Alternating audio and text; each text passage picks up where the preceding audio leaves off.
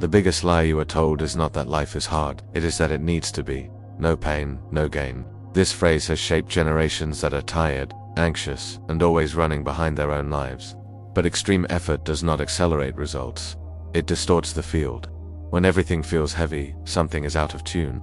Excess force indicates a lack of alignment, not a lack of merit. In this video, you will discover a model opposite to what you were taught. Less friction, more energetic intelligence. The law of least effort is not laziness, it is mastery. And it is the small daily victories, almost invisible, that reorganize reality without demanding sacrifice. Welcome back aboard. The train continues its movement and the scenery changes outside, but something even more important begins to reorganize on the inside. If you are here again, it is not out of random curiosity. It is because something in you has already realized that living in a constant state of struggle is not strength, it is wear and tear. The quantum architect opens the doors of this chapter to invite you to observe a new criterion of internal orientation, which is a simple, silent, and extremely precise compass called lightness. There is a principle that rarely fails. When something feels heavy, insistent, forced, or draining, there is a misalignment. This is not moral or spiritual in a mystical sense, but energetic, structural, and functional. Lightness is not a prize, nor is it future rest. It is the only reliable indicator that you are moving in the same direction as the flow that organizes life. Everything that is aligned flows with an economy of energy. Everything that demands excessive effort is compensating for an invisible resistance. From an early age, we were trained to distrust what is easy. If it is simple, they say it has no value. If it does not hurt, it does not transform. If it does not demand sacrifice, it is not growth. This conditioning shaped a mind that associates merit with weight and value with exhaustion, but this logic never existed in nature. Observe how the real world functions. Water does not push, it flows. It goes around, adapts, and finds a passage. The earth does not struggle to spin, it simply spins. The planets do not use force to stay in orbit, they obey a balance of fields. A tree does not fight to grow, it responds to light. The body does not need to be reminded to breathe. Life operates by the minimum effort necessary. When something begins to demand continuous force, internal pressure, and constant vigilance, it is not a sign of high commitment. It is a sign that you are pushing against a current. Lightness does not mean the absence of action. It means the absence of unnecessary resistance. It is the difference between walking with the wind and walking while trying to cross an invisible wall. At this point, it is important to undo a common misunderstanding. Lightness is not euphoria nor superficial comfort. Lightness is precision. It is when the applied energy generates a proportional return, when the movement makes sense for the body, for the mind, and for the field around you. You recognize lightness because even in the face of challenges, something does not break inside. The problem is that we were taught to romanticize the hard path. We applaud stories of overcoming based on prolonged suffering, but we rarely question the hidden cost of this. How many relationships were maintained only because ending them seemed too hard? How many jobs continued to be tolerated because changing would require facing the fear of the unknown? Lightness works as a compass because it does not negotiate with narratives. It manifests in the body before becoming a thought. When something is aligned, the body expands and the breath deepens.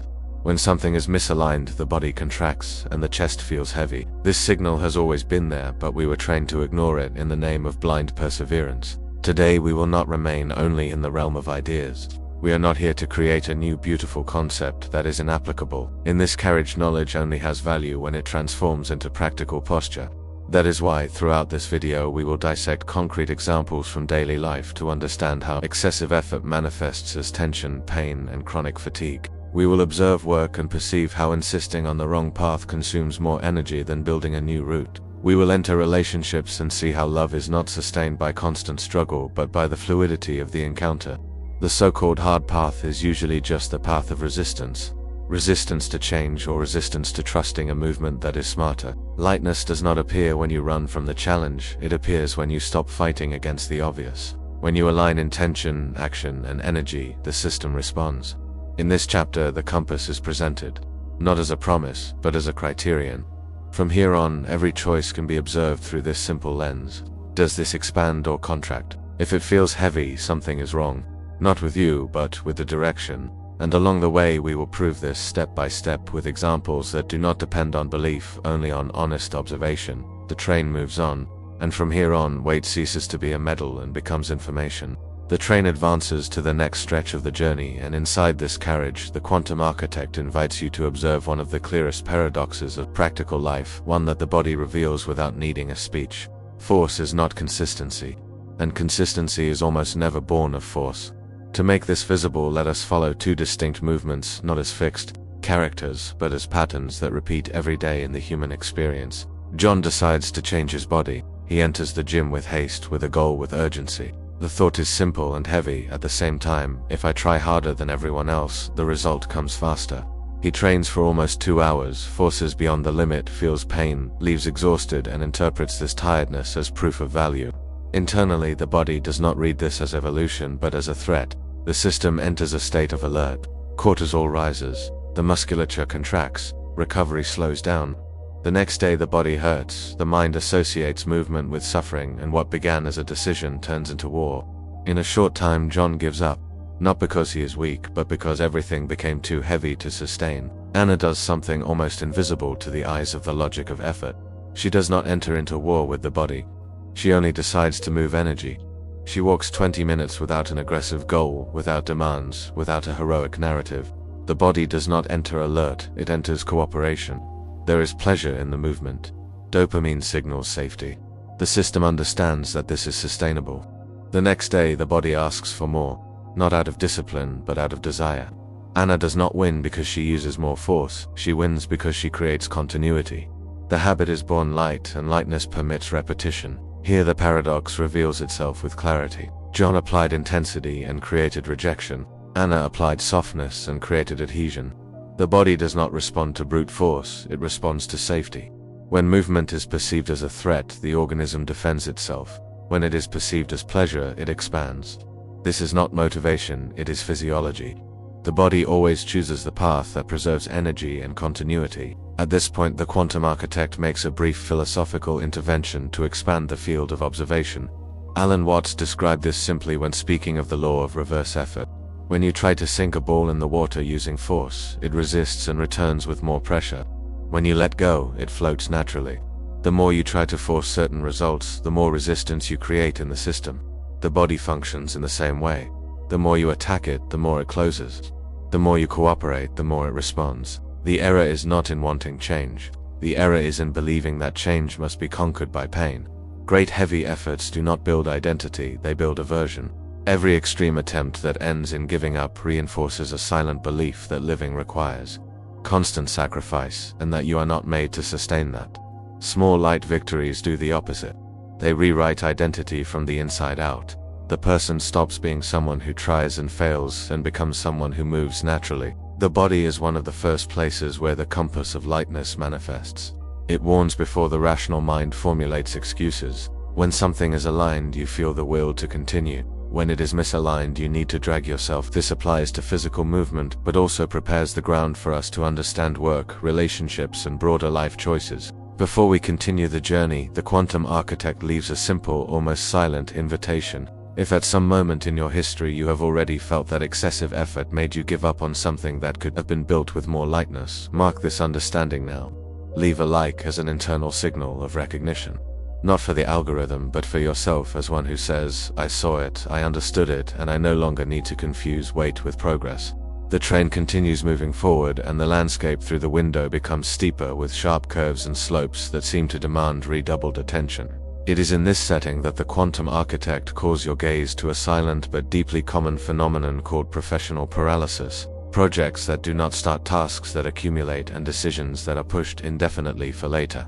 The name we give this is usually procrastination, but this word rarely explains what is actually happening. Most people do not procrastinate because they are lazy. They procrastinate because what is in front of them is perceived as too big, too heavy, and too demanding for their current internal state. The task transforms mentally into an entire mountain, high, distant, and threatening.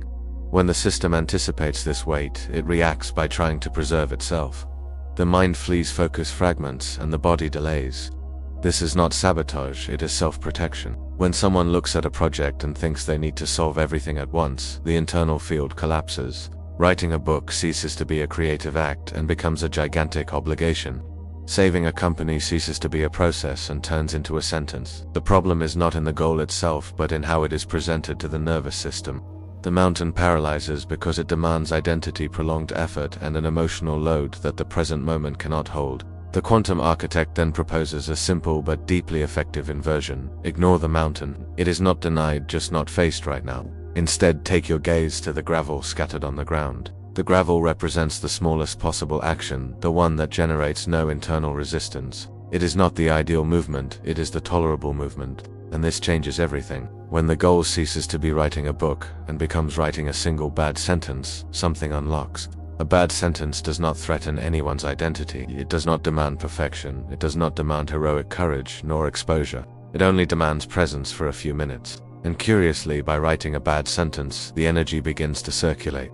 The system exits the state of alert and enters the state of action. The same happens at work. Saving the company is too heavy for someone already under pressure. Sending a single email, simple and direct, without resolving everything, is possible. The movement happens. The chaos does not disappear, but it ceases to be total. A small area of order emerges. And this is always how order is born, not as a great transformative event, but as a sequence of humble micro-actions that reorganize the field little by little. This vision dialogues deeply with the energy of Jordan Peterson when he speaks about the relationship between chaos and order. The famous metaphor of cleaning your room is not domestic advice, it is an existential principle. Do the smallest possible thing that you would tolerate doing right now. Not the ideal, not the perfect, not the definitive. The possible. When you do this, you restore a point of stability amidst the chaos. And this point becomes the base for the next movement. The gravel is this. The smallest honest action that does not activate resistance. When you respect this limit, the system cooperates. The energy stops locking up. One email leads to another. One sentence leads to a paragraph. A paragraph creates rhythm.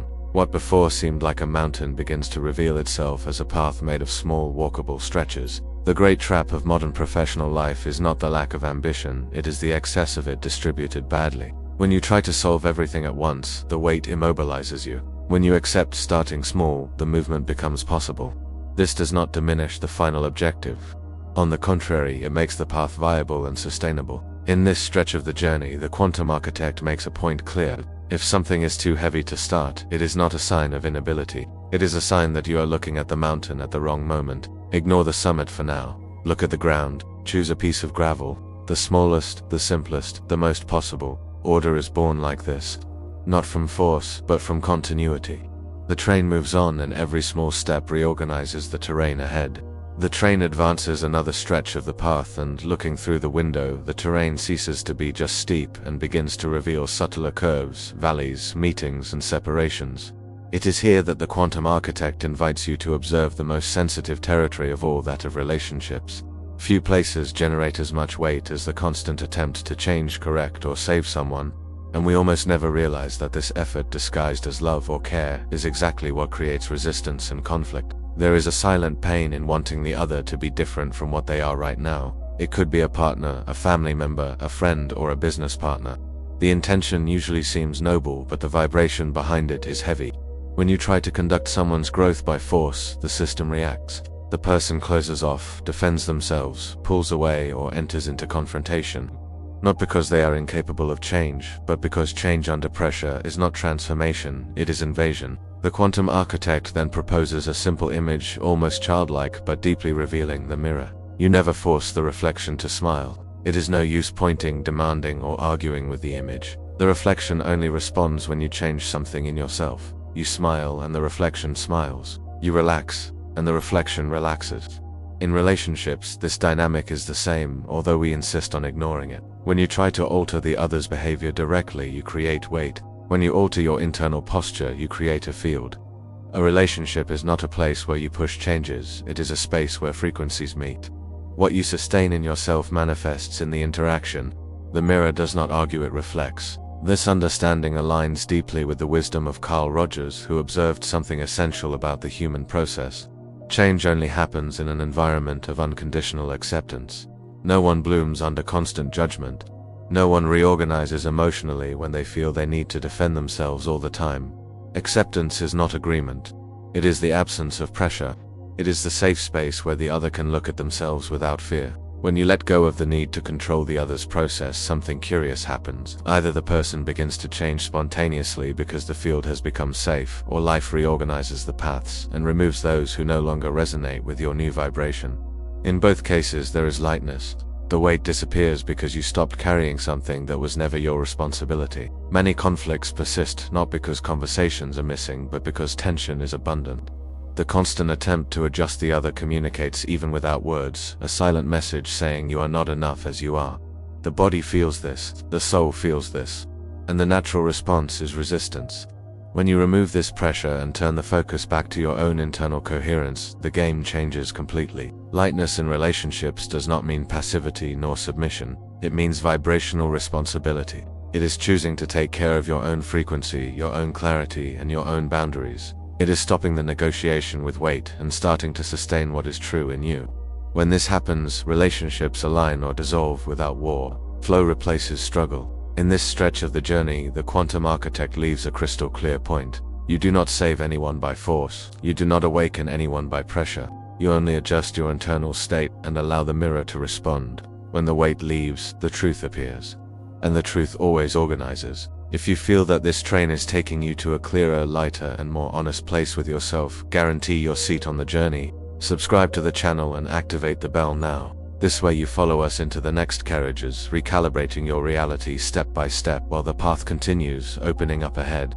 The train moves forward, and the quantum architect realizes that this is the point of the journey where many passengers ask for more than metaphors. Here the mind wants to understand the mechanism, not just to feel that lightness works, but to understand why it works. It is in this carriage that the conversation becomes more technical without losing depth to show that lightness is not spiritual poetry, it is reality engineering. One of the central concepts to understand this comes from the vision of Vadim Zeland, who describes what is called excess potential. Whenever you attribute too much importance to something, whether it be a result, a person, a project, or an achievement, you create an energetic imbalance. This excess does not remain neutral in the system, it generates compensatory forces, which Zeland calls pendulums. The pendulum arises to restore balance, and almost always does so by playing against the one who created the weight. When something becomes too heavy, too urgent, or too decisive, you begin to emit tension. This tension creates resistance in the field. Life begins to delay, to complicate, and to frustrate. Not because there is punishment, but because the system seeks to neutralize the excess. The more you try to hold something with force, the more it escapes. Lightness works because it does not create this initial imbalance. Without excess weight, there is no organized opposing force. This principle speaks directly to the idea of wave function collapse in modern physics. Before an event manifests in concrete form, it exists as a set of possibilities. The observer does not influence only through thought, but through the emotional and physiological state associated with the observation. When you observe reality starting from tension, fear, or urgency, you collapse possibilities compatible with that state. The field responds to internal coherence, not to verbalized intention. Here enters a fundamental point that is usually ignored. The universe does not respond to what you say you want. It responds to the chemistry you sustain while you want it. Excessive effort activates the stress axis. The body releases cortisol, the hormone of fight and survival. This chemistry signals danger, scarcity, and threat. Even if the speech is positive, the signal sent is one of defense. The system reads this as misalignment and responds with more obstacles. On the other hand, a small light victory activates another circuit, dopamine reward, continuity. Dopamine does not signal empty euphoria, it signals that the path is sustainable. It informs the system that the movement can continue without risk. This chemical state creates openness, curiosity, and presence. When you advance from there, the field responds with synchronicity, clarity, and flow. Not because something external decided to help, but because there is no resistance being created. The quantum architect then connects this understanding to Helio Couto's vision on the act of letting go. Letting go is not giving up on the goal. Letting go is removing the emotional pressure that blocks information. When you are too tense, the system closes. No insight enters, no solution enters, no new perception enters. Flow needs space, and space only exists where there is no emotional compression. Many people confuse control with focus. Control generates rigidity. Focus generates direction. When you let go of excessive control, you do not lose the path, you gain peripheral vision.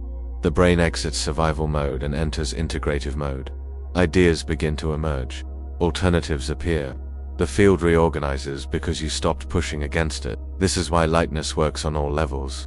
In the body, it reduces inflammation and tension. In the mind, it expands the capacity to perceive solutions. In the broader field, it prevents the creation of pendulums that drain energy. Weight never accelerates the desired collapse, it only creates noise. At this point in the journey, the mechanics become clear. Whenever something seems stuck, heavy, or excessively important, it is not a lack of effort. It is too much effort in the wrong place. By removing the weight, you do not abandon the objective, you make it accessible to the system. Reality is not conquered by force, it is accessed by coherence. The train moves on, and now you no longer observe lightness as a beautiful idea, but as a technical principle. Less pressure means more information. Less struggle means more response. The universe does not ask for heroic effort. It asks for space to operate, and lightness is exactly that sufficient space for the movement to happen. The train moves forward, and now the conversation changes gears. The quantum architect looks at the passengers and makes it clear that this is the carriage of absolute practice. Enough with beautiful theories. Here, the proposal is operational, simple, repeatable, and almost impossible to fail. If lightness is the compass, then we need a method to find it in any situation. And the method begins with a single rule. If something is heavy, slice it until it becomes light. The mind loves big goals because they seem noble, but the body responds to the size of the cost, not the size of the promise. When you say I will run 10 kilometers, the limbic system makes an immediate calculation.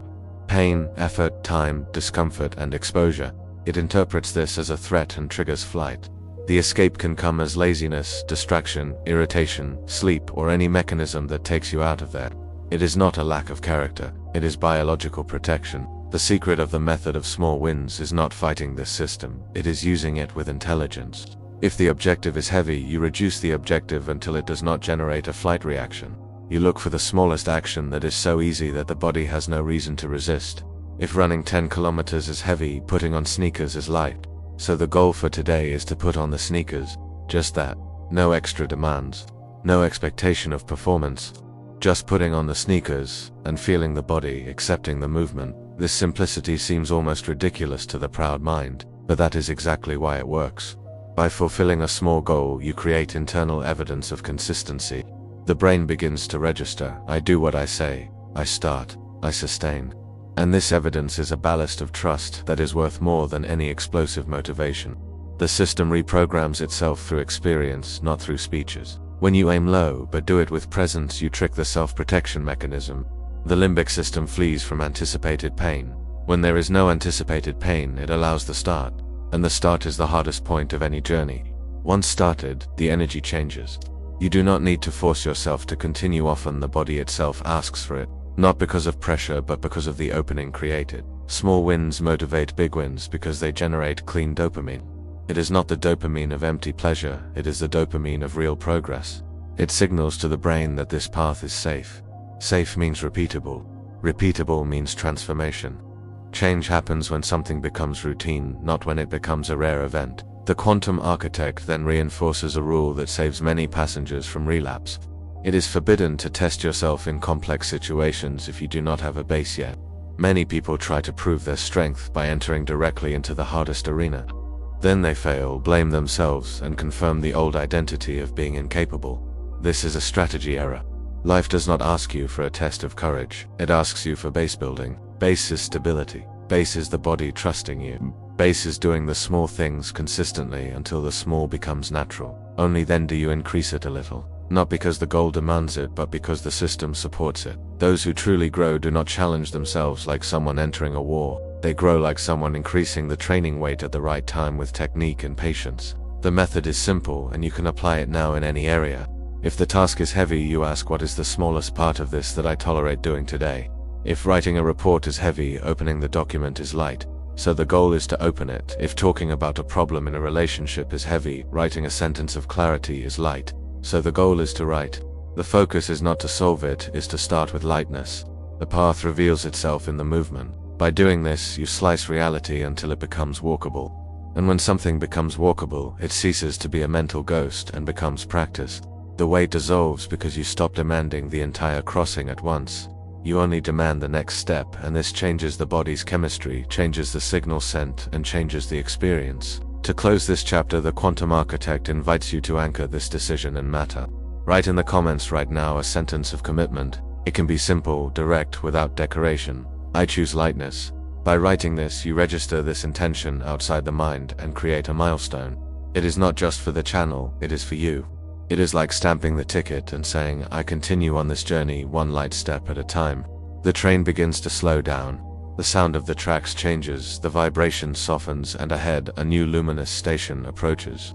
The quantum architect observes the passengers in silence for a few moments, not to create suspense, but to allow everything lived along the way to settle. Arriving is not an explosive event. It is a calm recognition. Life never demanded constant struggle.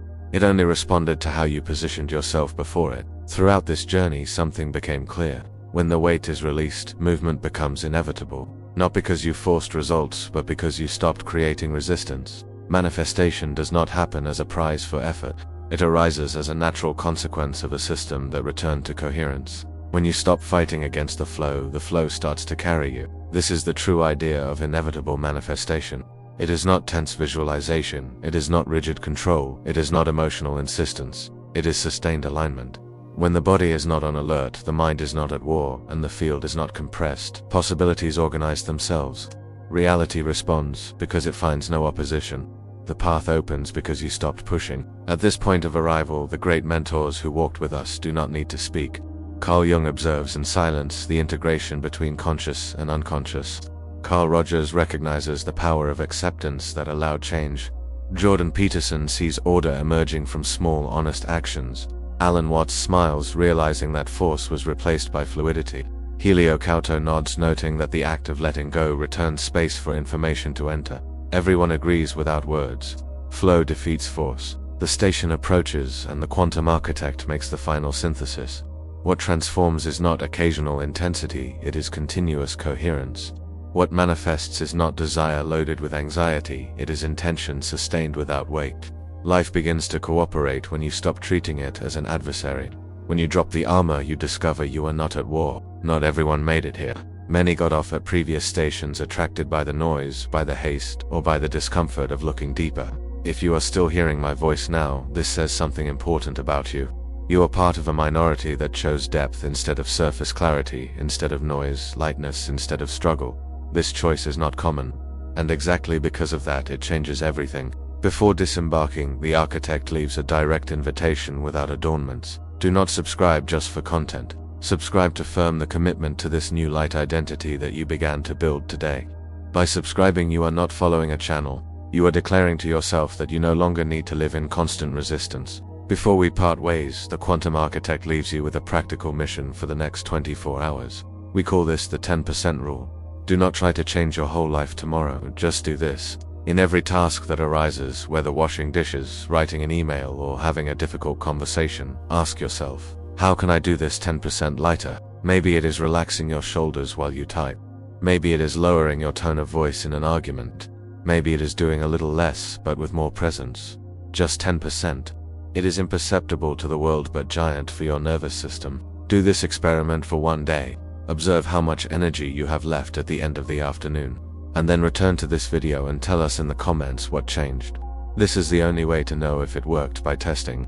The next train departs soon, and now you know how to recognize which carriage to choose.